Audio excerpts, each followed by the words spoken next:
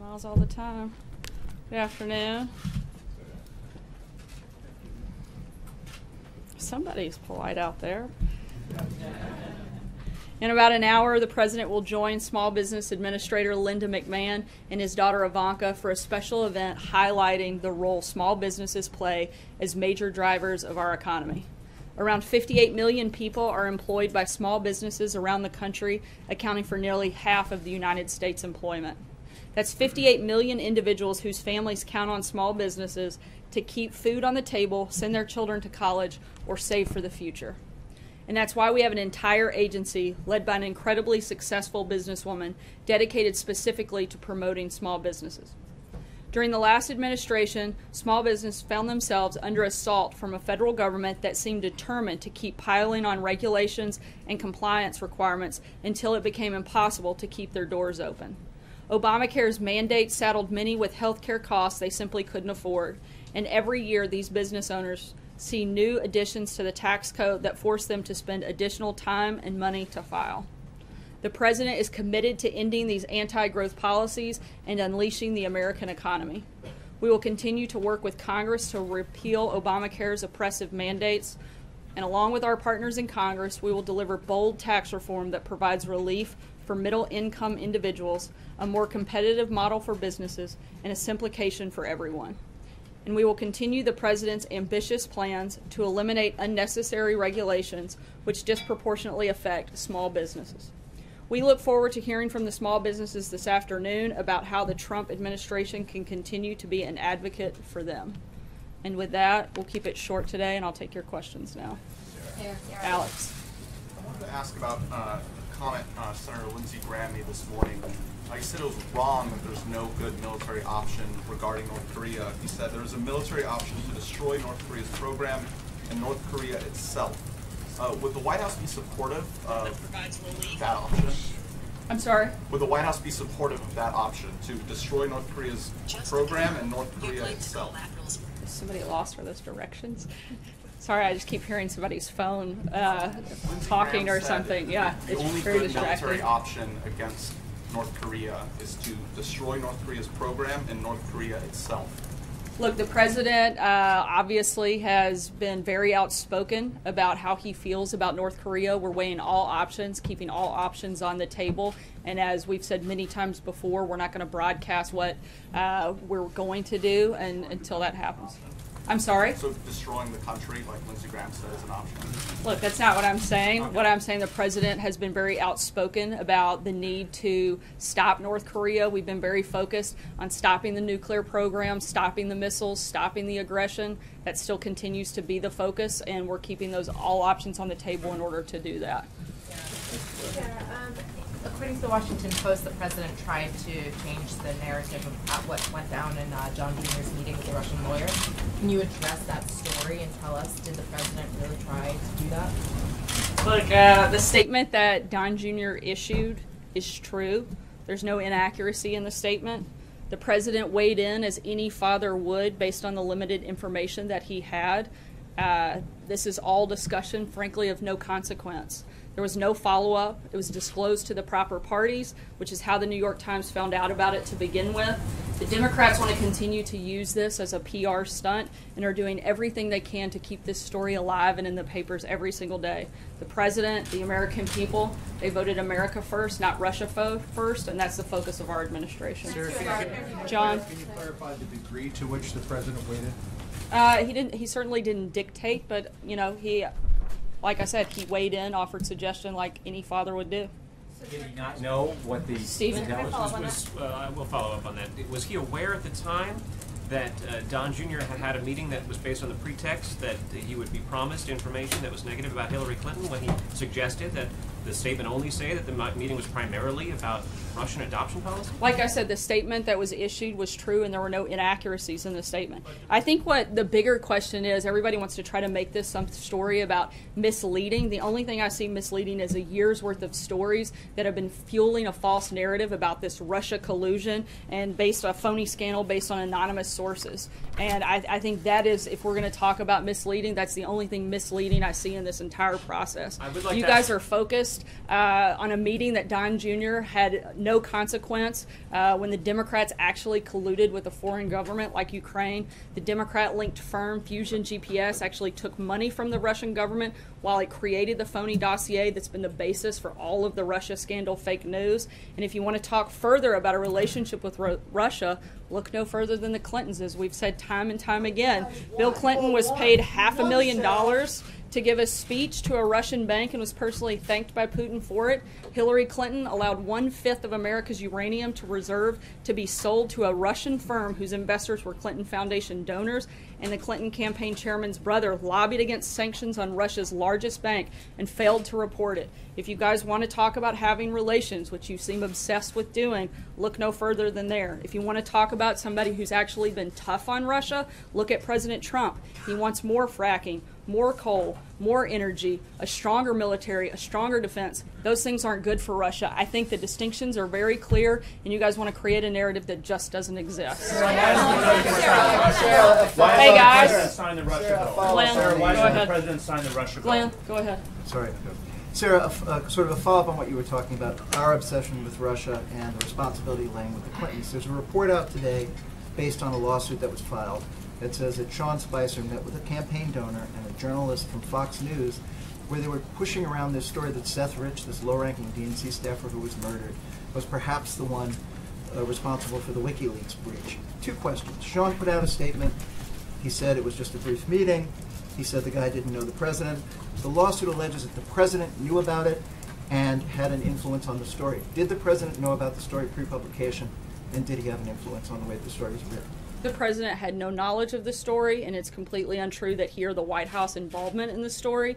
And beyond that, this is ongoing litigation, and I'd refer you to the actual parties involved, which aren't the White House. Does it disturb you that the press secretary for the President of the United States, who just gave this incredibly passionate pushback on us for focusing on Russia, does it disturb you, you just sped right past this, does it disturb you that there's an allegation out there in a lawsuit, and Sean Spicer admitted meeting with these two individuals, that this was discussed in your White House?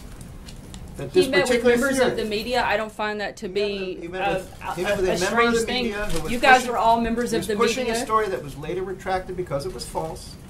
He met with that reporter, and he met with a campaign donor. Does it disturb you? Does it say anything about this White House that you would entertain that kind of story? It doesn't bother me that the press secretary would take a meeting with somebody involved in the media about a story. None of that was disclosed. They had a conversation, and that was the end of it. You guys come to us with stories all day. I've taken meetings with the majority of the people in this room. I don't always know the nature of the story of which you're coming to talk to me about, but it's my job to talk to you, to listen, and I'm responding. The president didn't have knowledge of the story. The White House didn't have any involvement in the story, and beyond that, it's ongoing litigation that doesn't involve anybody in the building, and so I'd refer you to the parties that it does.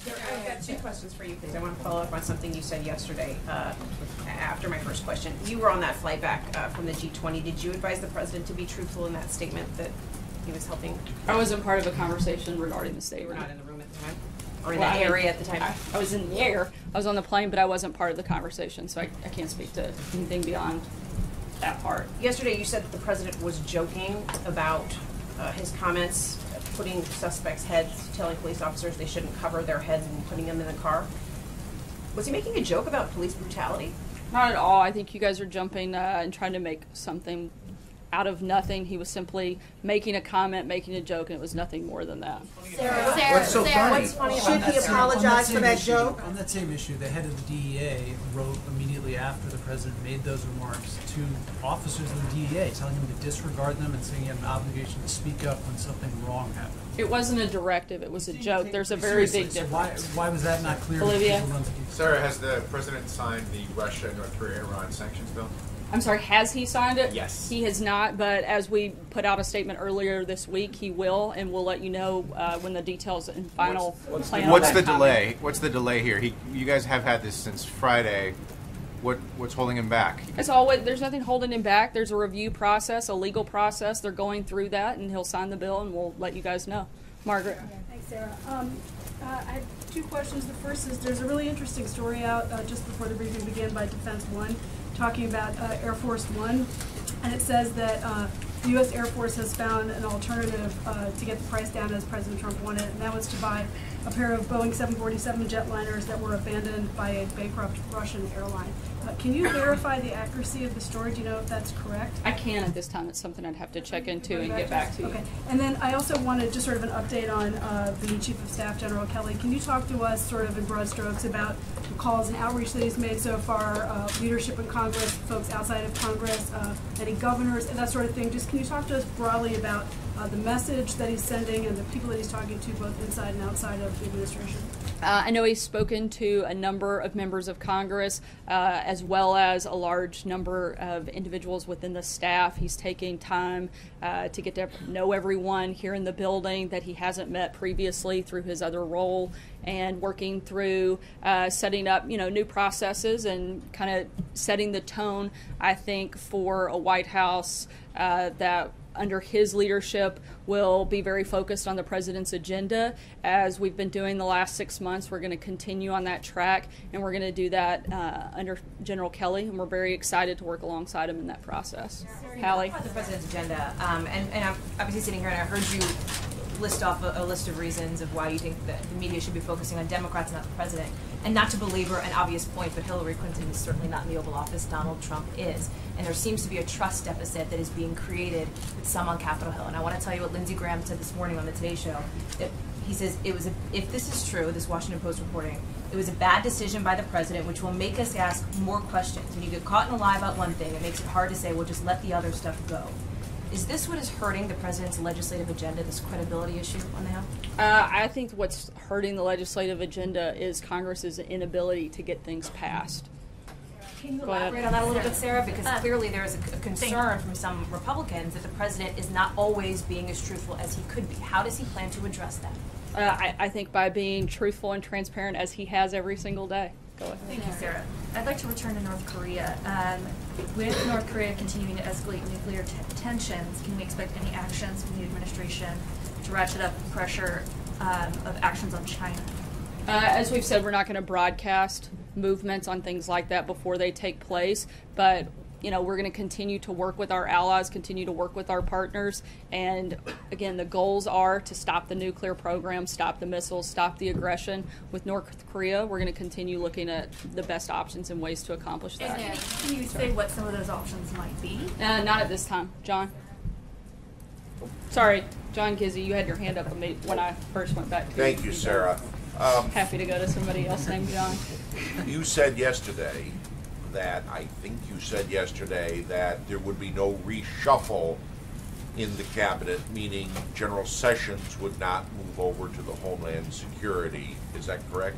Correct. And does that also mean that Secretary of State Chris Kobach, the Vice Chairman of the President's Commission on Electoral Integrity, would stay in his position and not be considered for Homeland Security? I'm not aware of any movements for him, but as always, when we have a personnel announcement, I'll be happy to share it with you.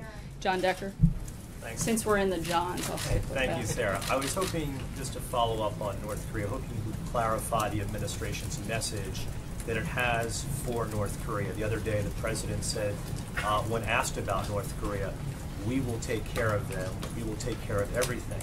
And a little bit ago, the Secretary of State Tillerson said that the U.S. is trying to convince North Korea that the U.S. is not your enemy. So which one is it? Is the president focused on North Korea as an adversary, or is Secretary Tillerson correct that the U.S. is trying to send this message that the U.S. is not North Korea's enemy? Look, like I just said a few minutes ago, the big priorities here, which we've laid out, I think this is the third or fourth time I've done it just today, is to stop the nuclear program, stop the missiles, stop the aggression. That's what we're focused on in regards to North Korea, and we're going to continue pushing on that, continue working with our allies and partners to accomplish that, and do what is necessary to achieve it. Are they an adversary?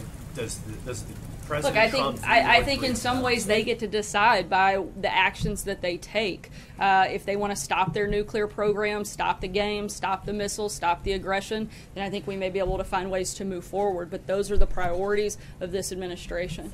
Dave. Sarah, thanks. Secretary Mnuchin had a meeting on the Hill this morning with Senate leaders about the debt ceiling. Apparently, according to reports, they didn't get anywhere. Obviously, this has the potential to affect the stock market rally that the president is so pleased with. I think the whole country's pleased yes, with it. Yes, that's true. Do you have any reason to believe at this point that you're going to get the debt ceiling issue done by the end of September? Look, to ensure that we have robust economic growth and promote fiscal discipline, the Trump administration believes it's important to raise the debt ceiling as soon as possible. Over the past 2 decades, members of Congress and presidents from both parties have raised the debt ceiling 15 times, and we look forward to working with Congress to ensure the full faith and credit of the United States government. Sarah. April. Thank you. Since you said my name so politely. Thank you, Sarah. So. Somewhat sarcastic. Me being sarcastic? No, never. Go ahead, April. All right. Sarah, when it comes to this joke that the president said Friday, you have many organizations, to include police organizations, the NAACP, and the American Citizenship that is upset about this. Could there be an apology from the president, and what does he view as reasonable when he's not joking when it comes to use of force from police? I would have to ask on that specific question. But do you think that the president is remorseful for what he said because of the outcry from Friday? I think the president supports our law enforcement, and he supports the protection of the citizens of this country, and he wants to empower our law enforcement to be able to do their job. I don't think there's anything beyond that. Zeke. Thanks, Sarah. First, following up on Olivier's question, you mentioned that there's a legal review of this legislation, but the White House has already said that the president will sign it. So what is the nature of that review? If presumably there was some review before putting out that statement. As with every very particularly complex piece of legislation like this is, there's a legal review, and once we sign that, we'll work through and put more of the details of that process out. And separately, one more for you. Last month, the president had delivered a warning to Congress a couple of times not to take vacation in August. What is the status of the president's August plans? Does he plan to leave Washington? For how long? And what will he be doing during that time frame? We'll continue to keep you guys updated on his August schedule as those details are finalized. Thanks, Sarah. The Coast Guard Commandant said that he won't turn his back on transgender troops, which would seem to preclude adhering to the president's directive on Twitter. Does the White House consider that he's refusing to follow an order? I haven't heard those comments or had a chance to speak with any about it, but I know that the goal is to work with all of the relevant departments, primarily the Department of Defense, to lawfully implement that new policy. Sarah, you just told April that you would have to ask the president if an apology would be appropriate. Are you saying you will ask him and get back to us? No, I said I would have to in order to answer that question. Well, could you please? I'll let you know if I do. Also, on General Kelly, you said yesterday that everybody's now reporting to the president through him. Is that an accurate characterization? Right, like I said, that General Kelly has full authority in the White House. So does that mean nobody can wander into the White House on their own? Is he going to post somebody outside the Oval Office? I don't think anybody can wander into the White House on their own without Secret Service stepping in. Into the Oval Office? Can his daughter, can his son-in-law, can Steve Bannon wander into the Oval Office to I don't talk think to him anybody just without wanders into the Oval Office. Look, this is the White House. He's the President of the United States of America, and there are processes. But it's pretty informal here normally, right? I mean, people talk to him. They don't wait to get approval to talk to him. Look, General Kelly is going to work with the entire team as he's been doing over the last couple days. He's done a great job of sitting down and talking to individuals about the needs that they have, the conversations, and putting a structure in place. There's nothing abnormal about that. Can staff talk to the president without the approval of General Kelly? I don't know that I would say approval is the correct word, but I certainly don't think it's like we're getting permission slips signed, but I do think that there is something to having a structured process in order just to make things run more smoothly at the White House. Sarah? What is the president's reaction to 2 opposition leaders being jailed in Venezuela? Can you say that again?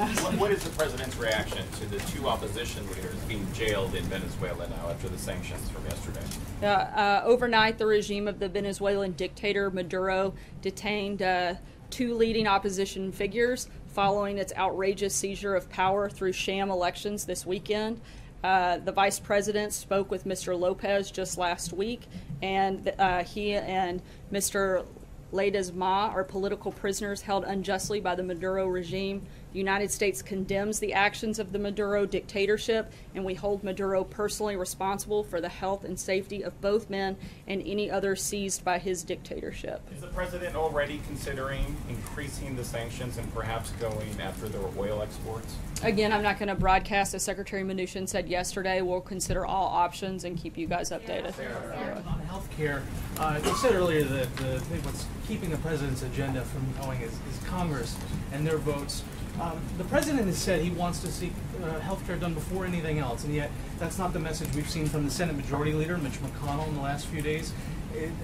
Can you explain the discrepancy between the president and senior Republican leadership on the Hill when it comes to what should be done next? As we've said before, we can do a lot of different things at one time. We're continuing to focus. First. We're continuing to try to push a new health care system. We know that Obamacare is failing. We know that inaction is simply not okay. We want to continue to make that a priority. We want to work with Congress to do that. We may look for other ways to improve health care in the meantime. We're also continuing to focus on tax reform. We've been doing tax reform listening sessions for the last month. We've had countless meetings with members of Congress, other organizations, talking about tax reform, infrastructure. We're going to continue to focus on all of those priorities and move them forward. Will the president support Congress taking CSR payments out of his hands? There's been some suggestion, again, among senior Republicans that this is appropriate to do, given the president's threats to stop these payments. They're saying this should be taken out of the executive branch. I'd have to get back to you on that. Because this is something that's being discussed pretty aggressively on Capitol Hill. John Thune has talked about it. Orrin Hatch has talked about it. I'm happy to get back to you. Mitch McConnell, thanks. Yep. Peter. Very quickly on Seth Rich. Does the president believe the predicate of that original Fox News reporting that Seth Rich was responsible for the release of DNC emails to WikiLeaks? I'm not sure, Peter. Thanks, guys. We've got a small business event coming up shortly, and hopefully you'll all tune in. We will make America great again.